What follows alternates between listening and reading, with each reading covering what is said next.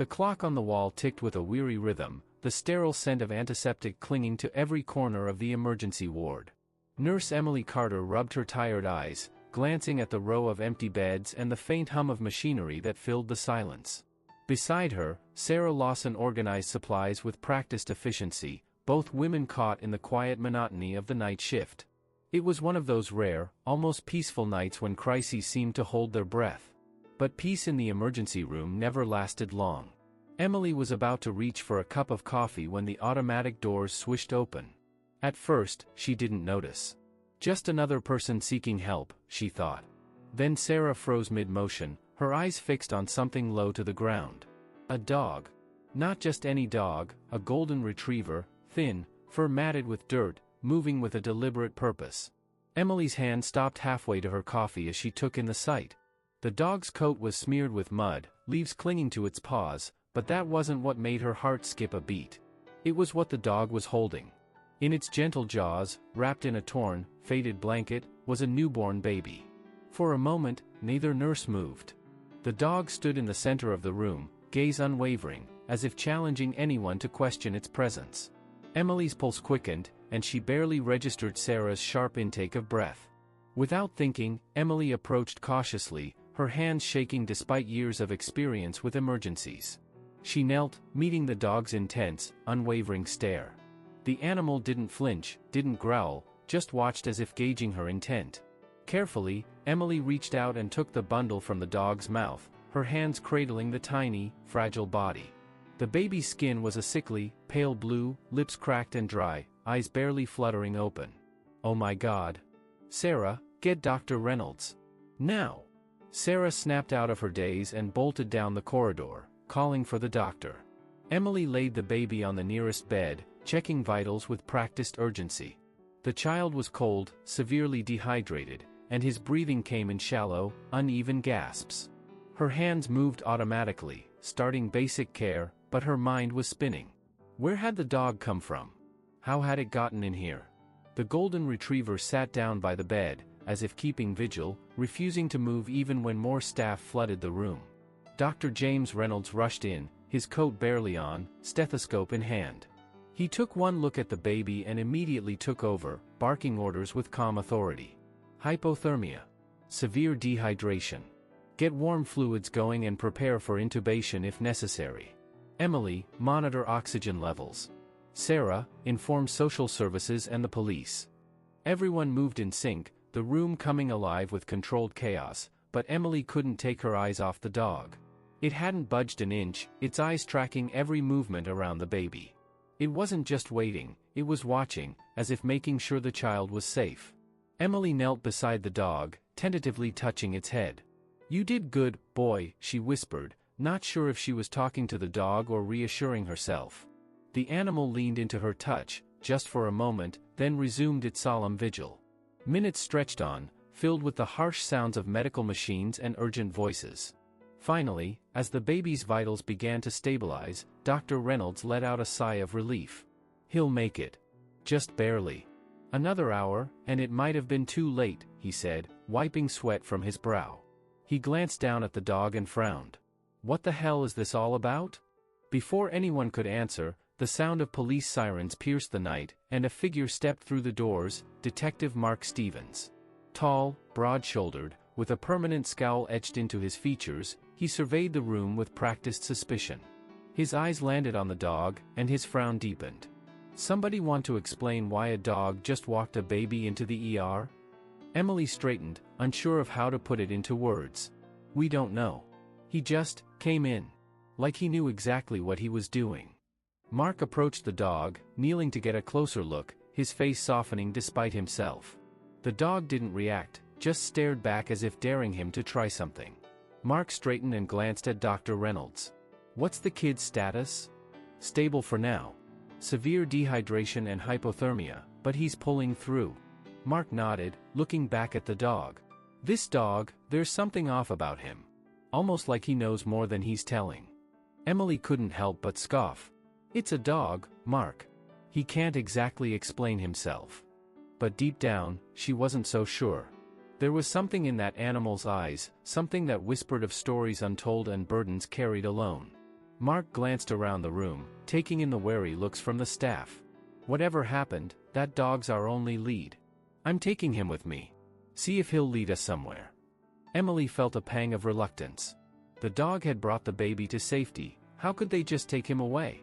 But before she could protest, Mark crouched down again, offering his hand cautiously. All right, buddy. Let's see where you take me, he murmured. The dog looked at the baby one more time, just a lingering glance, before slowly rising and moving toward the door. Mark followed, his gut telling him this wasn't just coincidence.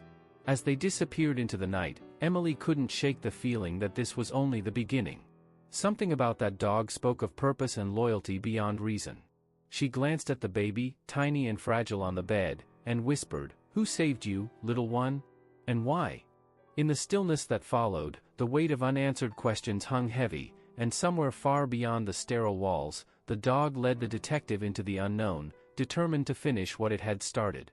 Dr. Reynolds leaned over the infant, his hands moving with methodical precision while his mind raced against the clock. The tiny chest rose and fell in erratic shudders, each breath rasping through lips tinged an unnatural shade of blue. A nurse adjusted the oxygen mask, her eyes flicking nervously between the baby's vitals and the doctor's face, desperate for any sign of reassurance. Fluids. Now, Reynolds barked, not taking his eyes off the fragile life slipping through his fingers. Emily rushed to prepare the four, her hands steady despite the knot forming in her stomach. The baby's skin felt like ice when she inserted the needle, no cry, no reflex, just the eerie silence of a body too weak to fight. The room felt suffocating, tension hanging like a physical weight. Outside the doorway, the golden retriever remained seated, unwavering, its gaze fixed on the child as if tethered by some unspoken duty. Nurses moved around it, giving the animal a wide berth, but no one dared shoo it away. Something about the way it sat, composed, almost regal, kept them rooted in uneasy respect. Dr. Reynolds frowned, the crease between his brows deepening as he examined the infant. Temperatures dropping. Get the thermal blankets. We're not losing him now. Emily nodded, running to the supply cart. As she wrapped the baby snugly, her fingers brushed against the soft, matted fabric of the blanket the dog had carried in. A scent clung to it, damp earth and something faintly metallic. She hesitated, then glanced back at the dog, who hadn't moved an inch. What kind of dog does that? Sarah whispered beside her, voice trembling. Carries a baby to a hospital like it knows where to go? Emily didn't answer, her eyes locked on the animal. In that gaze, she saw something that made her throat tighten, resolve. An unspoken promise that it wouldn't leave until it knew the baby was safe. She forced herself to focus on the task at hand, but a chill crawled up her spine. Reynolds motioned for more assistance, his voice low but firm. We're stabilizing, but it's touch and go. Oxygen saturation still low. Increase to 4 liters per minute. The machinery beeped steadily, each sound both a comfort and a warning. Sweat beaded on Reynolds's forehead as he adjusted the mask, his fingers brushing the infant's paper-thin skin. He'd seen trauma, seen babies born too soon or pulled from wreckage, but this was different. The sheer impossibility of it gnawed at him. How did he even survive this long, he muttered, half to himself. Emily caught his words and bit her lip. She didn't have an answer, none of them did. The doors to the ER swung open, and Detective Mark Stevens strode in, his presence cutting through the chaos like a blade. He took one look at the scene, a baby fighting for its life, a room full of anxious staff, and the dog that seemed carved from stone, and immediately honed in on Emily. What the hell happened here? Mark demanded. She didn't know where to start. Dog brought him in. Just walked through the doors with the baby in its mouth. Blanket and all. Mark's eyes narrowed, flicking between the child and the dog. Where did it come from? No idea, Sarah chimed in. It just showed up. Didn't bark, didn't panic. Just delivered him. Mark stepped closer to the animal, kneeling slowly. Hey there, buddy, he said, voice softer than usual. You got something to tell me? The dog met his gaze, unflinching. Mark studied its face, dirt crusted on its fur, eyes glinting with a strange, almost human determination. It didn't growl, didn't whine, just watched him with a kind of solemn patience. Mark couldn't shake the feeling that this wasn't just an animal. It was a witness. He rose, straightening his jacket. I'm taking the dog. Maybe he'll lead me to where this started. Someone's gotta know where that baby came from. Dr. Reynolds glanced up, wiping his hands on his coat. If the baby stabilizes, I'll let you know. Right now, he needs every minute we can give him. Mark nodded, his mind spinning with questions. As he moved toward the door, the dog rose without prompting, padding silently beside him as if it had known all along this moment would come. Emily watched them leave, her heart heavy with a mixture of fear and reluctant hope. When the door swung shut behind them, she couldn't help but murmur to herself, "Where are you taking him, boy? And what kind of story are you hiding?" The machines hummed softly, and Dr. Reynolds, still focused on the baby, exhaled a shaky breath. "It's a damn miracle he made it this far," he whispered, half to himself. Emily knew what he meant. That baby shouldn't be alive, shouldn't have lasted long enough to reach them. But against every odd, he had. And it all led back to that dog. As Mark and the retriever slipped into the night, a gnawing dread settled into Emily's stomach. She couldn't shake the feeling that whatever truth awaited them out there was bigger than any of them realized. Mark stood just outside the hospital doors, the crisp night air wrapping around him like an unspoken warning. The golden retriever remained by his side, unwavering, head held high as if the weight of the world rested on those worn paws. Mark studied the animal, searching for any sign of weakness or hesitation, but there was none. Just that steady, almost defiant calm. He knelt cautiously, reaching into his coat pocket and pulling out a worn leather leash, one he kept from his old dog, long gone but never forgotten. He let the leash dangle, giving the dog time to see it, to understand. Slowly, he extended his hand, letting the dog catch his scent, and to his surprise, the animal didn't flinch. Instead, it lifted its muzzle slightly, almost as if granting permission. Mark clipped the leash onto the dog's makeshift collar, a strip of faded fabric, barely hanging on, and gave a gentle tug. "All right, boy," he muttered. "Show me where you came from." The dog didn't hesitate, pulling forward with quiet determination.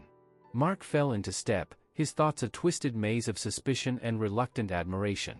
There was something undeniably purposeful about the way the animal moved, no distractions, no second glances, just a focused drive that seemed almost human. As they made their way through the darkened streets, Mark found his mind wandering despite himself. He couldn't shake the thought that maybe he was losing it, following a stray dog through the city on the faint hope it would lead to answers. But every time doubt crept in, he'd catch another glimpse of those eyes, sharp, determined, filled with something he couldn't quite place. The sidewalks were nearly empty, the occasional flicker of neon signs breaking the gloom. The dog led him through narrow alleys, sidestepping puddles with a kind of practiced precision. Mark found himself remembering nights like this from years ago, when he'd been younger, chasing criminals through backstreets, hungry for justice. But life had chipped away at that fire, little by little, until all that remained was a weary cynicism and a file of unsolved cases that kept him up at night. The dog took a sharp left, tugging the leash with surprising strength. Mark followed, ducking under a half-broken gate that groaned in protest. They moved through a rundown courtyard where weeds had taken over cracked concrete, and the faint scent of rust hung in the air. Mark's pulse quickened as they approached a narrow passage between two abandoned buildings, just wide enough for a grown man to squeeze through. Without warning, the dog bolted forward, pulling the leash from Mark's hand. "Hey!" he called out, but the dog didn't look back. It darted through the gap, slipping into shadows that swallowed its golden fur. Mark cursed under his breath, shoving his way through after it, scraping his shoulder against the brick. When he finally pushed out the other side, he found himself in a cramped backyard behind a crumbling row house. The dog stood at the edge of a broken porch, nose to the ground, ears perked. Mark approached cautiously, unclipping the leash to give it room to move. The animal sniffed around a discarded crate, then pawed at the cracked door. Mark hesitated. Something in his gut told him this wasn't just a dead end. He tested the doorknob, it gave way with a creak. Inside, the darkness stretched like an open mouth, but he could make out faint traces of movement, rats scattering at the intrusion. The dog slipped inside, head low, moving as if it knew every inch of the space. Mark took out his flashlight, sweeping the beam over the worn-out furniture and rotting floorboards.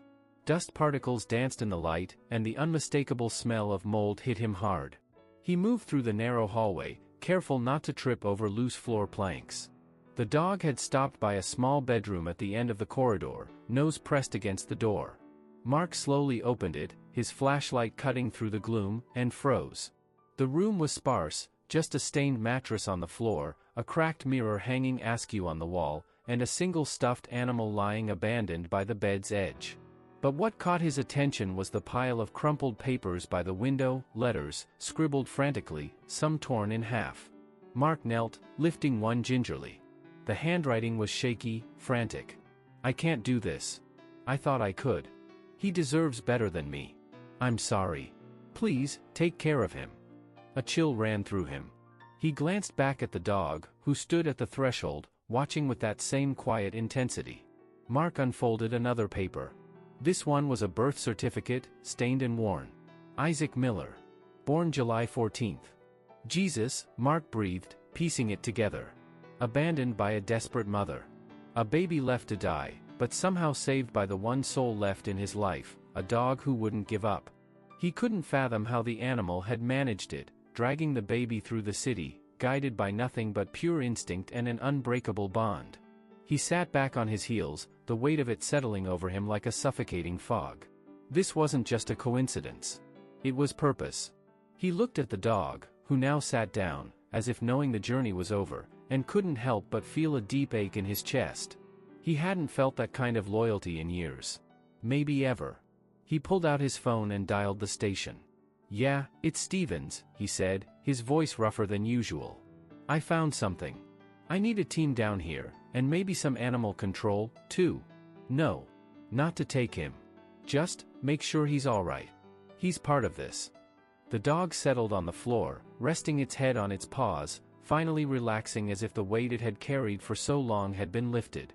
Mark lowered himself next to it, absently scratching behind its ears. "You're a damn hero, you know that?" he whispered. The dog didn't react, just let out a slow, tired breath. Mark couldn't help but wonder what kind of person it took to walk away from a child, leaving behind nothing but regret and guilt. But he couldn't judge, not tonight. Because sometimes, desperation made monsters out of good people. And sometimes, in the wreckage, heroes rose from the least expected places. Mark stayed there, side by side with the dog, both of them staring into the dark like they were searching for something just out of reach. The city kept breathing around them, indifferent, endless, unforgiving, but in that small, forgotten space, there was a strange, fragile sense of peace. Mark hesitated at the edge of the property, squinting through the dim light that barely reached the rundown house. It sat hunched and lifeless at the end of the cracked pavement, weeds swallowing the fence line and windows clouded with grime. The air was thick with neglect, like a place that had long given up on better days. The dog didn't pause, trotting straight through the rusted gate that hung loosely on one hinge. Mark followed, careful not to make too much noise, though he doubted anyone would care. This neighborhood wasn't the kind where people asked questions or even looked out their windows anymore. He glanced around as they moved up the crumbling path, noticing little signs of life, discarded food wrappers, empty beer cans, a baby's sock half buried in the dirt. An uneasy feeling gnawed at him. The dog slowed, nose to the ground, and led him up the rickety steps to the front door. Mark hesitated, glancing at the animal as if it might offer some kind of reassurance. Instead, the dog sat down at the threshold, waiting. Steeling himself, Mark pushed the door open, and it gave way with a groan. Inside, the house felt colder than it should, even for a night like this. Dust motes drifted in the faint beam from his flashlight, and the smell of stale air mixed with something sour made his stomach turn. Mark glanced back to see the dog following him in, quiet as a shadow. His flashlight swept across the small living room, revealing mismatched furniture covered in stained sheets. One of the chairs was overturned, its leg splintered as if it had been kicked over in a rage. On the coffee table lay a few crumpled fast food wrappers and an empty baby bottle, still sticky with old formula. Mark crouched down, noticing a faint set of muddy footprints trailing toward the hallway, tiny prints, too small for an adult, mixed with paw marks. He traced them with his eyes, the uneasy feeling settling deeper in his gut. He moved slowly through the narrow hallway, his flashlight cutting through the dust-heavy air. A faded family photo hung crooked on the wall, a young woman with tired eyes, smiling as the dog stood proudly beside her. There was something heartbreaking about that smile, forced, as if trying to hide the cracks underneath. At the end of the hall, a door hung half open, and the dog pushed past him to nose it wider. Mark followed, heart pounding, and froze at the sight. The room was a wreck. Clothes lay strewn across the floor, tiny onesies and faded baby blankets. A crib stood in the corner, the mattress bare except for a worn stuffed animal with one eye missing. Mark approached, noticing a pile of papers on a battered nightstand. He lifted the top sheet, squinting at the messy, scrawled handwriting. "I tried. God knows I tried. But I can't give him what he needs. He deserves more than this life, more than I can give. I thought I was strong enough. I wasn't. Please forgive me. Please." Mark swallowed hard, turning the page to find more of the same, rambling, guilt-soaked confessions, some crossed out angrily. Another note caught his eye, a more deliberate message. "If anyone finds this, please take care of him. His name is Isaac. He likes soft songs and hates loud noises. He's innocent. It's not his fault. I'm sorry." He put the note down, trying to keep his hands from trembling. A soft noise behind him made him turn, and he saw the dog had settled by the crib, resting its head on the mattress edge. Mark knelt beside him, fingers brushing the dog's matted fur. "You stayed with him, didn't you?" he whispered. "When she couldn't, you stayed." The dog didn't move, just stared blankly ahead, and Mark wondered what it must have been like, waiting here, alone, guarding that baby like he was the last thing that mattered in the world. Maybe he was. He looked around, spotting more scattered belongings, a half-packed duffel bag spilling baby clothes, a bottle still half-filled with formula, now spoiled. On the floor by the dresser, an old photo album lay open to a page where the woman held the baby in her arms, her face soft with cautious joy. Next to them, the dog stood like a sentinel, proud and fierce. Mark's throat tightened as he took it all in, the fragmented pieces of a life cracked under pressure. He couldn't pretend to know what had driven her to leave, but desperation had a way of swallowing good intentions whole. The dog lifted its head and nudged Mark's arm gently, like it needed him to understand something more. Maybe it wanted forgiveness, or maybe it was just trying to make sense of the mess left behind. Mark rubbed its ear, giving a tired sigh. "You did good, boy," he said softly. "Better than most people would have." His phone buzzed in his pocket, jolting him back to reality. He pulled it out, glancing at the screen. "Emily Stevens," he answered. "Mark, we've stabilized the baby. He's going to make it." Emily's voice was steady, but he could hear the tension still coiled underneath. Relief washed over him. "Good. Real good. I found the place. Looks like she tried to hold it together and just couldn't. Left the baby here with the dog." There was a pause, and he could almost feel Emily absorbing that, fighting not to judge too harshly. "Any sign of the mother?" "No. Just a lot of regret and broken dreams. Dog must have carried the baby all the way to the hospital on its own. Hell of a thing." Emily was quiet for a moment. "What's going to happen to the dog?" Mark looked at the animal, still lying by the crib like it belonged nowhere else. "I don't know yet. But I'll make sure he's taken care of." He ended the call and stayed crouched on the floor, staring at the heap of letters and wondering what kind of hopelessness it took to walk out that door, leaving everything behind. The dog shifted closer, leaning against him, and Mark couldn't help but feel a pang of gratitude. "You were his only chance, huh?" he murmured. "Didn't give up on him, even when she did. Guess that makes you family, doesn't it?" The dog gave a low, soft sound, almost like a sigh, and nudged the stuffed animal closer to the crib, as if still holding on to some small hope. Mark couldn't help but reach out and take the toy, placing it gently on the mattress. As he sat there in the quiet wreckage of someone else's broken world, he felt something in himself shift, like a long-locked door creaking open. He knew there was more to uncover, more to piece together, but for now, he stayed put, sharing the silence with the dog that refused to abandon its promise. Mark drove back to the hospital in silence, the streets slipping past like dark veins winding through the city. The dog sat in the passenger seat, its head hanging low but eyes still sharp and aware, as if it, too, were trying to piece together the fractured story they'd uncovered. Mark's thoughts twisted and doubled back on themselves, the weight of it all pressing against his ribs like a tight band. He'd seen abandonment before, seen parents walk away from their kids out of selfishness, cruelty, or plain indifference. But this felt different. That house, those letters, they weren't written by someone who didn't care. They were a confession, a desperate cry from a soul too worn down to carry on. The realization gnawed at him, unsettling something he'd buried long ago. He thought about his own choices, how easy it had been to condemn people when he didn't understand the whole story. He'd always prided himself on seeing through lies, cutting through excuses.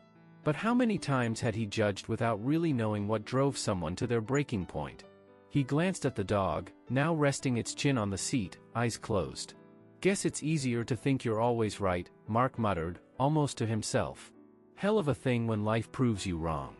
The hospital came into view, glowing faintly against the night. Mark parked and glanced at the dog, unsure if it would follow him back inside.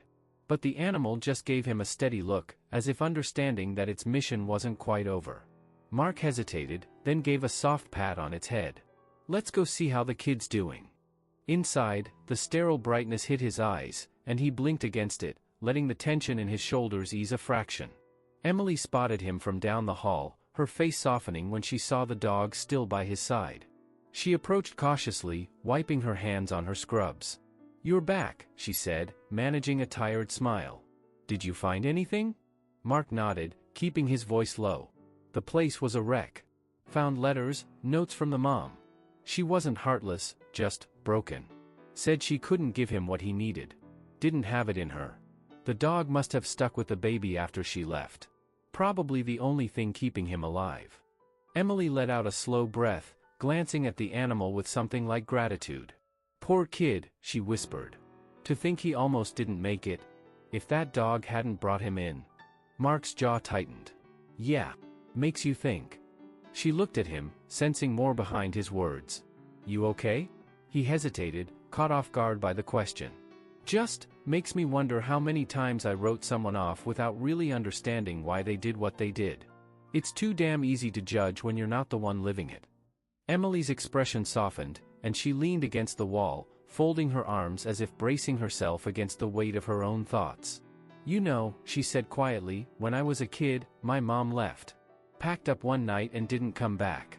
I used to hate her for it, thought she just didn't want me. But years later, I found out she'd been drowning in debt, couldn't keep the lights on. She left because she thought I'd have a better chance with my aunt." Mark looked at her, surprised by the honesty in her voice. Emily gave a faint, sad smile. "It doesn't make it right. Doesn't make it hurt any less. But sometimes, people make choices thinking they're protecting someone. Even if it's the wrong way to do it." He nodded, letting that sink in. "We like to think we'd do better. That we'd stick it out no matter what. But it's easy to say when you're not in their shoes." Silence settled between them, and for once, Mark didn't feel the urge to fill it. Instead, he looked down at the dog, who had curled up by the waiting room chairs, eyes still following every move. Emily glanced toward the hallway. "They're saying the baby's out of danger. Stabilized and breathing fine on his own now. We got lucky. Real lucky." Relief washed through Mark, but it carried an undertow of sadness. "Guess that kid's tougher than he looks," he murmured. Emily smiled, but it didn't reach her eyes. "Kids usually are. They don't know how to give up." Mark wondered about the woman who'd left that baby behind, how many nights she'd spent convincing herself it was the only choice left. Had she cried as she wrote those letters? Had she thought of coming back even after walking out that door? He couldn't decide whether to hate her or pity her. Maybe both. His phone buzzed, and he glanced at it, another detective calling for an update. He silenced it, not ready to break the fragile quiet just yet. Emily gave him a knowing look, like she could sense the turmoil rolling through him. "You did good tonight, Mark," she said gently. "You and him both." He gave a faint nod, still not sure he deserved the credit.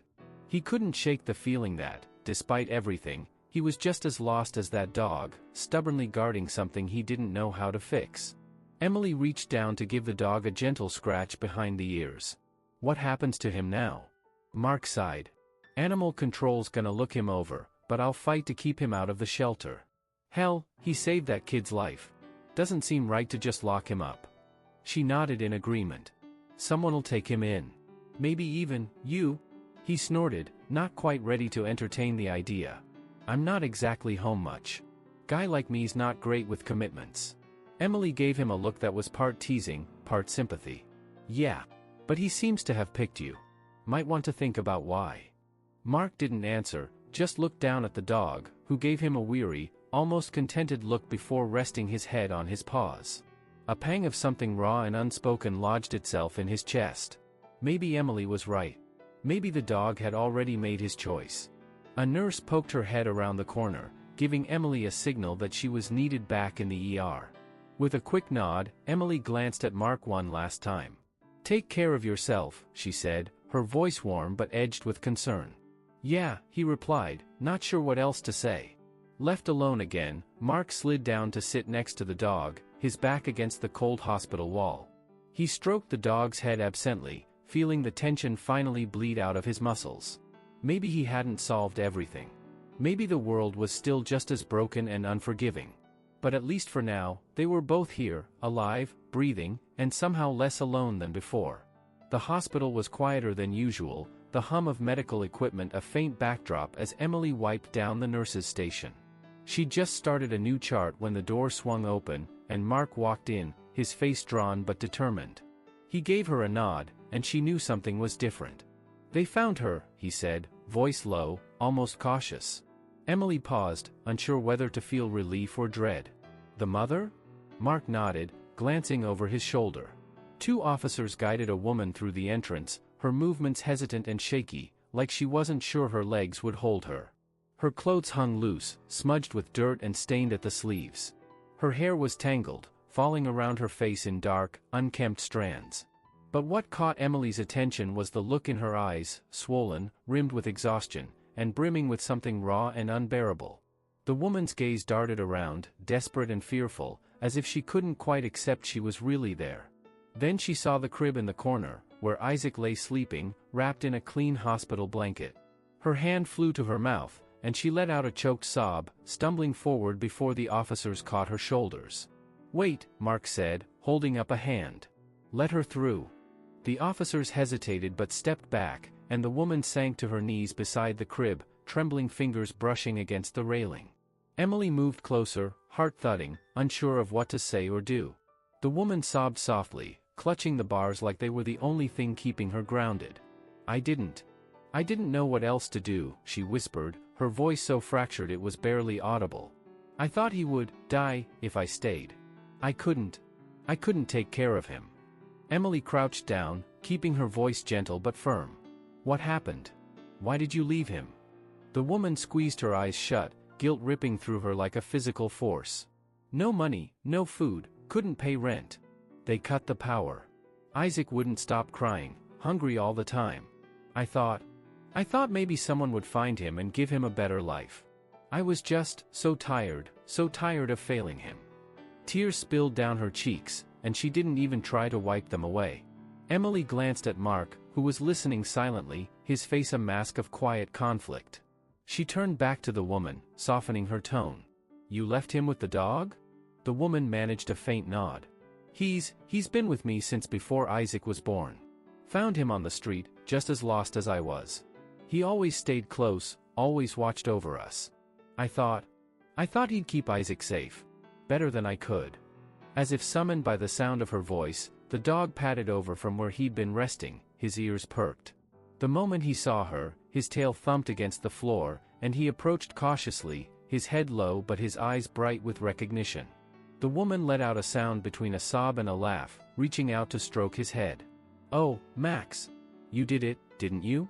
You saved him." The dog nuzzled against her hand, his loyalty unwavering, even after everything. Emily felt her own throat tighten, the realization settling in deeper than before, how even when abandoned, the dog had never wavered, never stopped protecting the one thing that mattered most. Mark cleared his throat, his voice rough around the edges. "He carried that baby all the way to the hospital. Didn't leave his side until the doctors took over." The woman broke down completely, pressing her forehead against the crib railing as sobs racked her frame. Max stayed by her side, not moving, just keeping close as if reminding her that he was still there, that he hadn't given up, even when she had. Emily sat back on her heels, wiping her eyes discreetly. She knew it wasn't her place to judge, and yet the ache in her chest wouldn't settle. How broken did someone have to be to leave a baby like that? But watching the woman, frail, starved of hope, Emily couldn't muster anger. Only sadness. Mark stayed silent, his jaw tight. Emily could tell he was wrestling with himself, wanting to be angry but feeling something softer sneak in. Finally, he crouched down next to the woman, his tone firm but not unkind. "You did a terrible thing," he said. "But running won't fix it. You gotta own up to your choices." The woman looked at him, her expression hollow and remorseful. "I know," she whispered. "I'll take whatever punishment you give me. I needed to know he was okay." Mark studied her for a long moment, then sighed, rubbing his face with his hands. "Look, maybe you made the wrong call, but I can see you're not some heartless monster. You were drowning, and you thought you couldn't keep him above water. Doesn't make it right, but I get it." Emily stepped closer, her voice softer. "There are shelters, programs, places that help mothers struggling like you. You didn't have to do it alone." The woman nodded weakly, guilt flickering across her face. "I thought I was protecting him from me. From how useless I'd become." Max nudged her arm, and she gave a watery smile, running her fingers through his fur. Emily glanced at Mark, who gave a reluctant nod. "We'll figure it out," he said. "Social services will have to get involved, but you deserve a chance to make things right."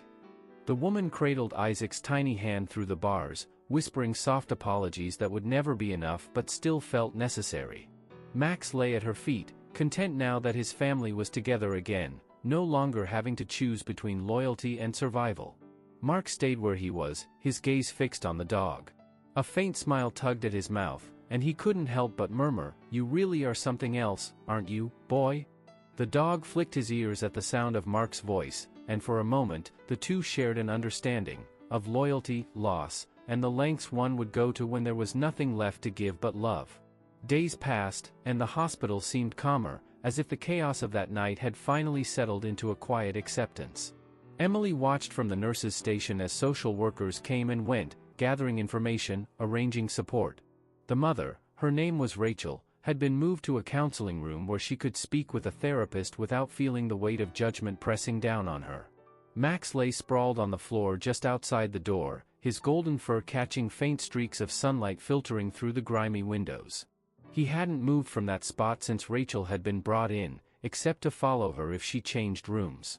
No leash, no coaxing, he simply chose to stay close, vigilant, as if protecting her from herself. Emily couldn't help but feel a pang of admiration every time she looked at him. Loyal beyond reason, guided by instinct that seemed almost human. She approached quietly, kneeling beside him, and gave his ears a gentle scratch.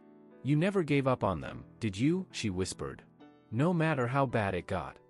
Max gave a soft, contented huff, not opening his eyes, as if that was all the answer she needed. Mark came up behind her, coffee in hand, and she glanced over her shoulder. "You heard anything new?" He shook his head. "Social services are figuring out how to get her and the baby into a program. Counseling, temporary housing, the works. They're not pressing charges, at least not yet. Guess they figured punishing her wouldn't fix anything." Emily sighed, grateful for that small mercy. Maybe she'll get a second chance. Mark took a long sip of his coffee, his gaze distant. "You think people like that can really change?" She didn't answer right away. Instead, she watched Rachel through the window, sitting stiffly with her hands clutched together, speaking softly to the counselor. Her face was hollow, shadows pooling under her eyes, but there was something new there, maybe hope, maybe just exhaustion.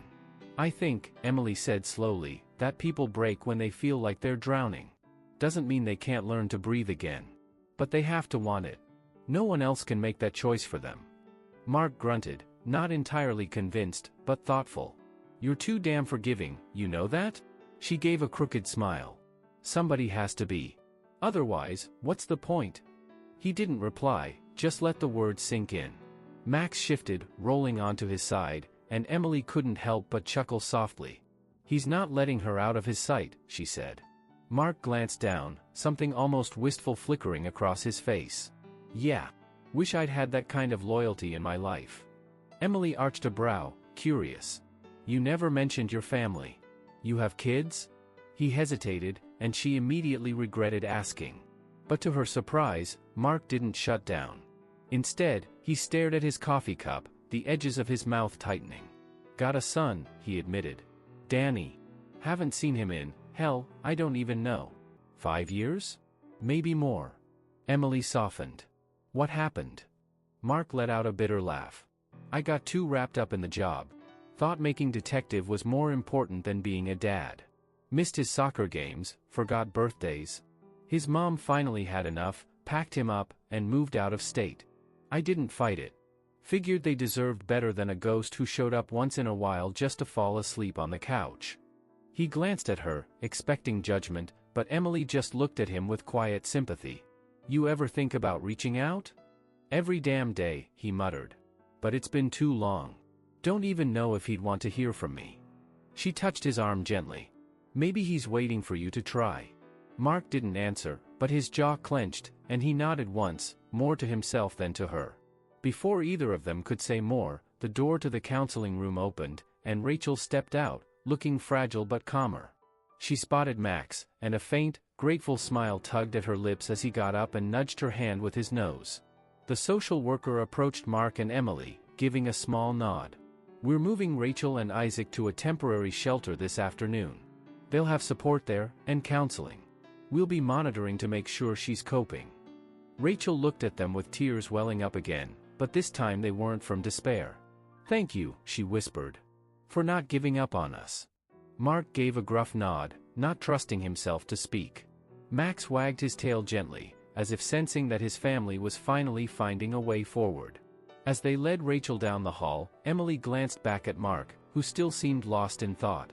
You know, she said carefully, it's never too late to try. If this has taught me anything, it's that people need a reason to fight. Maybe Danny's waiting for you to be his. Mark didn't look at her, but she could see the wheels turning in his mind. After a long silence, he finally spoke.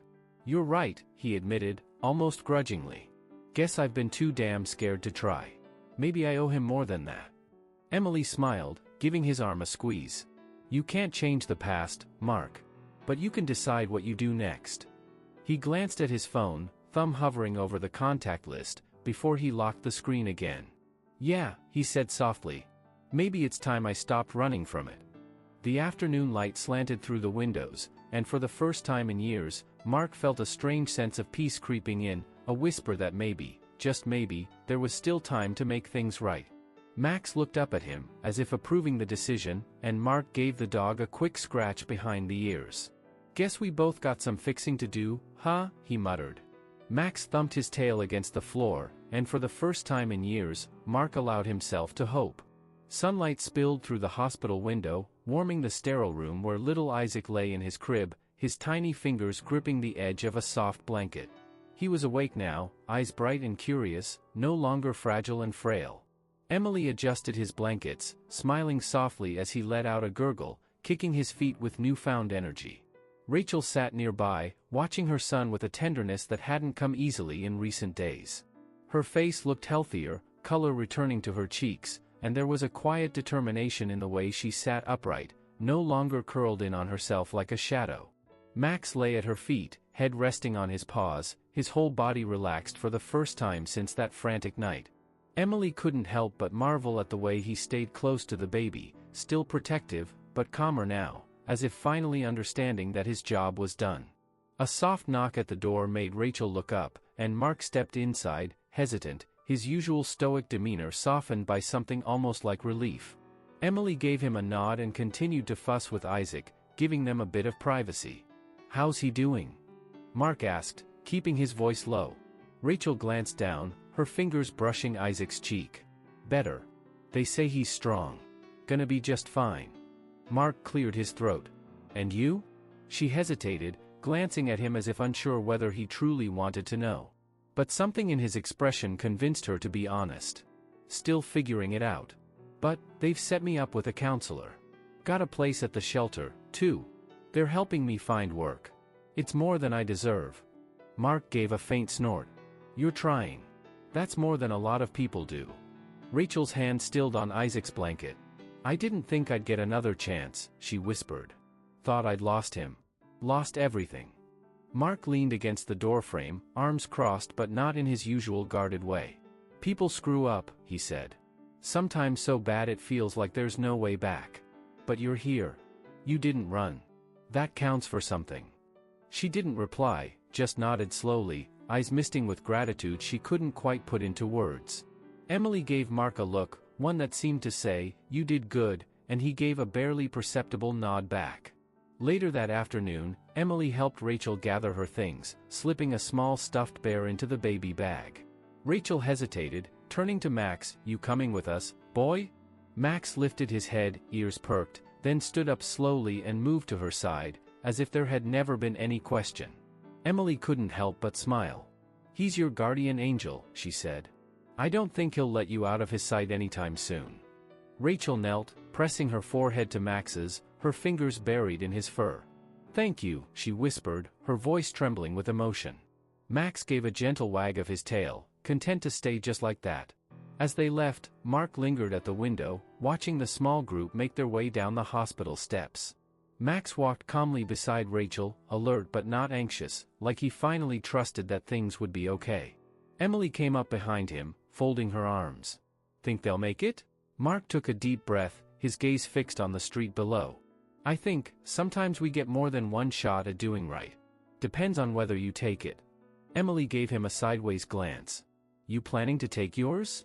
He didn't answer right away, just looked at his phone, the screen still open to his son's contact info. With a resolve he hadn't felt in years, he hit the call button and held the phone to his ear. It rang twice before a voice picked up, a little older, deeper, but still familiar. "Hey, Danny. It's me." There was a pause, and Mark felt his throat tighten, but he forced himself to keep talking. "I know it's been a while. Too long. I just wanted to hear your voice. See how you're doing." Another silence, but then a soft, hesitant response came through. "Yeah, I'm good. Just surprised to hear from you." Mark swallowed hard. "Yeah. I know I haven't been around. I was thinking, maybe we could grab a coffee sometime. Just talk." A beat of hesitation. Then, almost reluctantly, "Yeah? I guess that'd be okay." Relief washed over Mark, and he let out a breath he didn't realize he'd been holding. "Okay. I'll text you." When the call ended, he leaned back against the wall, eyes closed, the heaviness in his chest finally easing. Emily put a hand on his shoulder, squeezing lightly. "Proud of you," she said. Mark gave a faint smile, almost sheepish. "About damn time, right?" Outside, the sun dipped lower, casting long shadows on the sidewalk where Rachel walked with Isaac cradled against her chest and Max faithfully at her side. For the first time in a long while, there was no urgency in his steps, just a quiet contentment, as if he finally knew his family was safe. Mark watched them fade into the distance, his mind quieter than it had been in years. The weight of regret didn't disappear, but it loosened its grip, making room for something better. He couldn't change the past, but maybe, just maybe, he could build something new out of what was left. And in that fragile, fleeting moment, he allowed himself to believe in second chances, not just for them, but for himself. What does it really mean to protect someone? Have you ever stopped to think about the difficult choices life forces us to make? About the silent strength of those who protect us without asking for anything in return? About the loyalty of those who never abandon us, even in our darkest moments? Today, you witness the journey of a defenseless baby, a mother torn apart by despair, a dog that refused to give up, and a man who rediscovered the meaning of compassion. But what about you? Have you ever faced a choice so difficult it felt like there was no way out? Have you ever judged someone without knowing their story? Have you ever felt the impact of an unexpected act of kindness? Life is made of decisions. Some weigh on us like stones, while others set us free like wings. But there is always a path to redemption, always a gesture of love that can change everything. Comment below, what moment in this story touched your heart the most? What did this journey make you reflect on in your own life? Don't keep this emotion to yourself. Share this story with someone who needs to hear about hope, courage, and new beginnings. Subscribe to the channel and turn on notifications because stories like this remind us of what truly matters. Don't miss the next one, it might be exactly what you need to hear today. Because sometimes, salvation comes from where we least expect it.